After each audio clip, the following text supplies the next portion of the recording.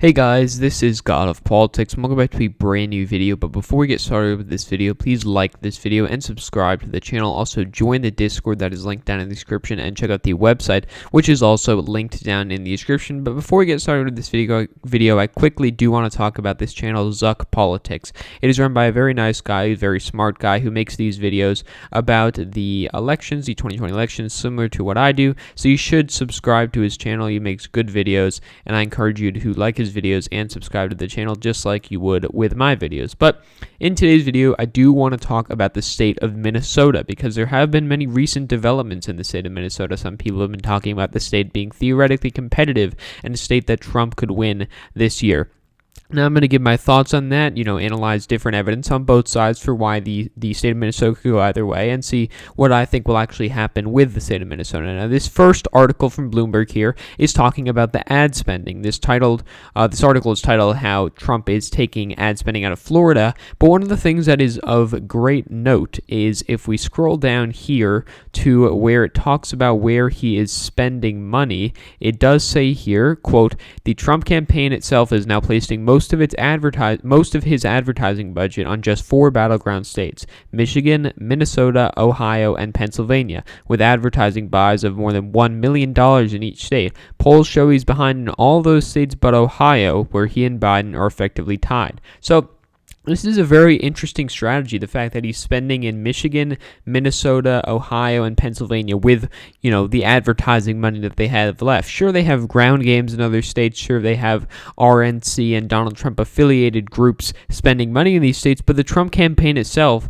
thinks that they can win the state of Minnesota based off of this. They must think that the state of Ohio is at least somewhat close to the fact that they're spending $1 million there rather than spending it in a state like Wisconsin, but I'm not exactly sure what that's about. But they are spending money in the state of Minnesota, and then just recently we have seen it was announced that Joe Biden is heading to St. Paul, Minnesota tomorrow, on top of the fact that he is traveling to the state of Iowa and Wisconsin on top of Minnesota. So Joe Biden must think that in some way it's competitive. I'm not really sure about that, but Donald Trump is spending money in this state. Joe Biden is visiting the state. Donald Trump was there a couple days ago, I think maybe a week ago or so. Mike Pence was there a couple days ago, I believe on the 26th he was there. And if we do look first at the polls, it does not look very good for Donald Trump at all. Biden's polling above 50%. He's up 8.0 percentage points. If you look at the most recent polls, for example, we look at Survey USA, shows Biden up 5.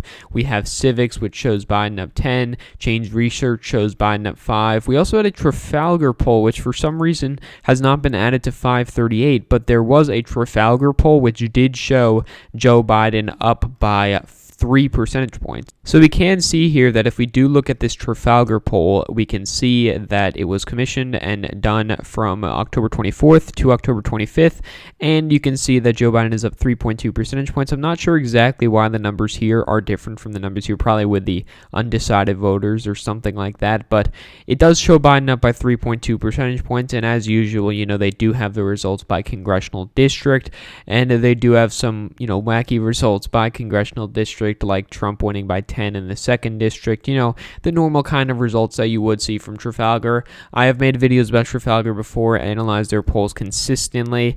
They're not usually, they're not a very good pollster. I would trust them more in the Rust Belt, but they're still going to overestimate Republicans. Most likely this election, they're going to do that in virtually every state they poll, especially the Sun Belt. And so you do look at this and you see, well, even Trafalgar has Joe Biden up by 3 percentage points, so that is not a good sign for Donald Trump. You look at some of these other polls, Survey USA shows Biden up 5. You can see Gravis shows Biden up 14. Trafalgar shows Biden up 3. And if you want to go back further to get some more quality polls, Mason-Dixon had Biden up 6. ABC News had Biden up 17, which is, a crazy result. YouGov had Biden plus 9. Siena College had Biden plus 9. PPP had Biden plus 8. So not many good quality polls here, but of the good quality polls we had, Survey USA is a decent pollster, which shows Biden plus 5. Trafalgar is a pollster that underestimates overestimates Democrats. In most cases, they have Biden winning by 3. So overall, if you want to base it off the polls, you can see that Joe Biden's in a fairly good position. We can see of the good pollsters here, we haven't had very many of them, but of the ones that have done polls, they have all shown good results for Joe Biden. If we do want to look at some other metrics of how the state is going to go, kind of just looking at the nature of this state, the trends, things like that. Well, we look at 2012, for example. This is the 2012 result when Obama won by 7.7 percentage points here. And you can see, well, where did he do a lot better? He did a lot better in these rural areas. And you can see that in terms of the amount of blue here. You can see there's too many counties to actually count, just in a couple seconds here. But if we do go to the 2016 results, we can see there's only 1, 2, 3, 4, 5, 6, 7, 8, 9 blue counties. You can see counties out in the rural areas amongst what's called the legacy Democrats. Those areas have trended towards the Republicans. Hillary Clinton only won this state by 1.5 percentage points in 2016. But where did she do better? Well, if we look at an example, a county like Hennepin County, Hillary Clinton won this 63-28. So that is a 35-point margin. If we go back to 2012, Barack Obama only won this by a 27-point margin. So this county trended 7 points to the Democrats. We look at a county like Dakota County, which is a county Obama won by just under 2. This is a county that Hillary Clinton won by 4 percentage points. We look at another county, Washington County. That is a county that stayed a little more stable, but considering the fact that the state was a lot more red, it's pretty good for the Democrats. And expect this trend to continue, this trend amongst these suburban areas. I don't really want to hear it when people say that the riots and the protests are going to mean that the suburbs are going to trend red in Minneapolis. The riot response from Trump was very poorly rated, even worse than his rating on COVID. And, if you're going to think that the protests are going to hurt Joe Biden somehow, well, I just don't even know what to tell you, because if you look at Joe Biden's best times in the polling, it was during the time of those protests. So Donald Trump's not in a good position to gain in the suburbs, and sure, he can gain in the rural areas. He won't win St. Louis County. He won't win, he probably won't win Cook County, but he could flip Lake County. He could flip Carlton County. But the thing is, these just not enough votes in these areas. You look at the areas like Hennepin County and Dakota County. These have hundreds of thousands of votes.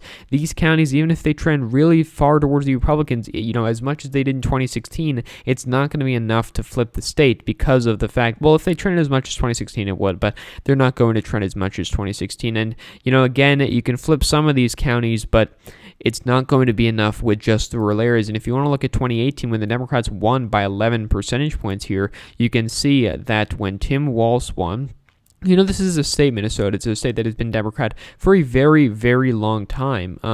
You want to look historically. The last time, it's always been dominated by Democrats at the congressional level. It's always been dominated by Democrats at the Senate level, the House level, the governorship. It's always been held by Democrats. Democrats even won the 2010 governor election here, and that was 2010. That was a completely terrible year for Democrats. And so if we do look at the House results, Democrats flipped 2 seats in the House in 2018. Republicans flipped 2 seats in those rural areas. They look to be in trouble in the 1st district now, but that's a whole nother thing. But overall, Democrats are in a pretty good position in the state of Minnesota.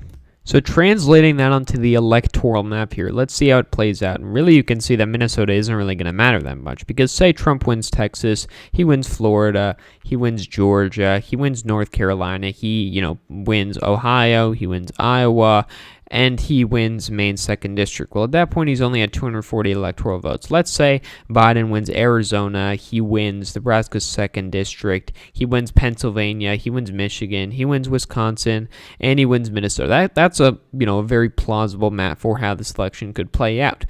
By the time that Trump would win Minnesota, say he were to flip Minnesota, at that point, he would have already won Pennsylvania. He probably would have already won Wisconsin. And at this point, Michigan would be very close, and he probably would have won Michigan as well. So if he really thinks that he's shored up enough support in these 3 Rust Belt states to be spending this much money and, this much effort in flipping the state of Minnesota, I don't really know what to tell him, because I don't think that the state of Minnesota is going to flip. None of the data is pointing to that, other than the riots people are saying are going to help Trump, and that's just, it's done the complete opposite of that. It's helped Joe Biden in the polls, and so the state of Minnesota is going to go towards the Democrats. I'm fairly confident that. I do think Joe Biden will win by around 4 percentage points. points. That could change by the election, but that is what I do see as of now. I think this whole, Rust Belt area, Minnesota, Wisconsin, Michigan, Pennsylvania, I think Democrats have pretty much solidified that at this point, and that is where Trump needs to win. He needs to win one of these states plus Arizona if he wants to win, and then right now it is not looking too good for the president. So